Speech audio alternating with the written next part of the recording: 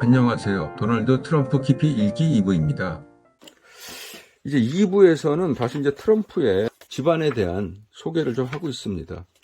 트럼프는 이제 3차례 결혼으로 5명의 자녀를 두었다. 이들 3남 2녀는 모두 마약이나 술, 이성 문제로 소란을 피우지 않고 모범적인 삶을 살고 있다. 2016년 대통령 선거에서 맞붙은 힐러리 클린턴 민주당 후보도 트럼프 자녀들은 다 능력있고 헌신적이다라며 공개 칭찬했다라고 얘기하고 있습니다. 이러한 것들은 손주들한테도 이어지는데 손주들도 술, 담배, 마약을 금지하는 가훈을 지키고 있다고 합니다. 그래서 트럼프는 아이들이 성장하는 과정에서 아직 음주가 무엇인지 잘 모를 때부터 술을 마시거나 담배를 피워서는 안 되고 마약을 흡입해서는 안 된다고 강조한다라고 얘기하고 있습니다. 이러한 성향들을 잘 나타내주는 예시를 좀 소개해주고 있는데요. 그 예시가 2017년 11월 7일 청와대 영빈관에서 열린 한미 정상회담 만찬에서 우리 측에서 내놓은 것이 한국의 전통주인 풍경사계의 춘이라는 것을 이제 만찬주로 내놓았는데, 그러나 트럼프는 이제 술은 입에 대지도 않고 와인잔에 콜라를 채워 마셨다라고 하고 있습니다. 이러한 트럼프의 금주는 8살 위 친형인 프레디 트럼프의 영향 때문이다. 프레디는 대학 졸업과 동시에 아버지 회사에 들어가서 후계자 수업을 받았으나 적성에 맞지 않고 고등학교 때부터 시작한 담배, 술 모두 심각한 중독 상태가 됐다. 결국 알코올 중독으로 시달리다가 43세 세상을 떠났다. 트럼프는 우유부단하고 약한 모습의 형이 술, 담배로 고생하는 것을 보면서 금주를 결심했다라고 얘기하고 있습니다. 그래서 백악관 재임 중에도 하루 평균 12캔 정도의 다이어트 코코를 마셨다고 하고 있고요. 또 사람들이 자기를 도박꾼이라고 생각하지만은 자기는 도박은 해본 적이 없다. 단지 슬롯 머신을 즐기는 게 아니고 소유하는 것을 좋아한다라고 얘기하고 있습니다.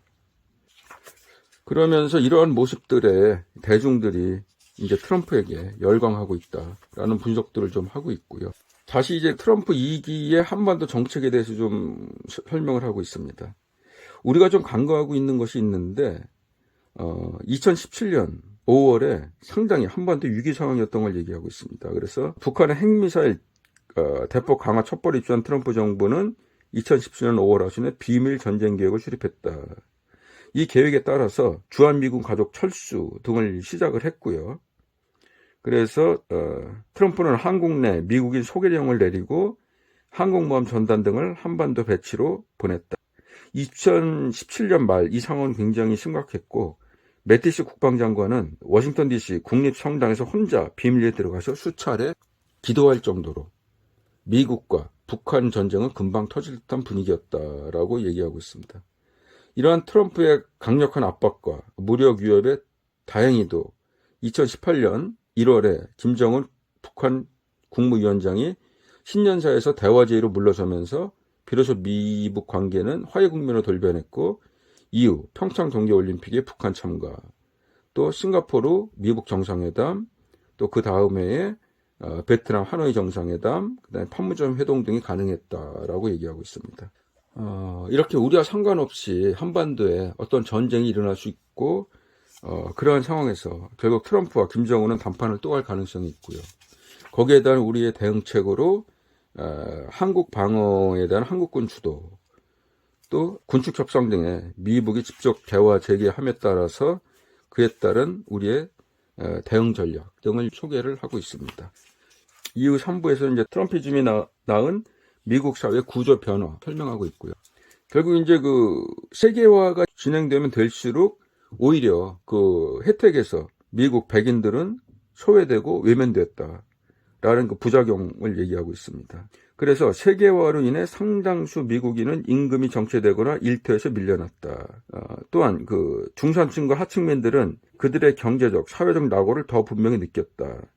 코로나19는 이런 현실을 더 악화시켰다. 이런 좌절감과 한계에서 트럼피즘이 배태됐다라고 트럼피즘의 형성 과정을 잘 소개하고 있습니다. 이후 4부에서 이제 트럼프 2기의 정책 구상과 비전을 하면서 특히 이제 딥스테이트와 글로벌리스트에 대한 수술이라고 해서 이제 트럼프의 정책을 설명하고 있습니다.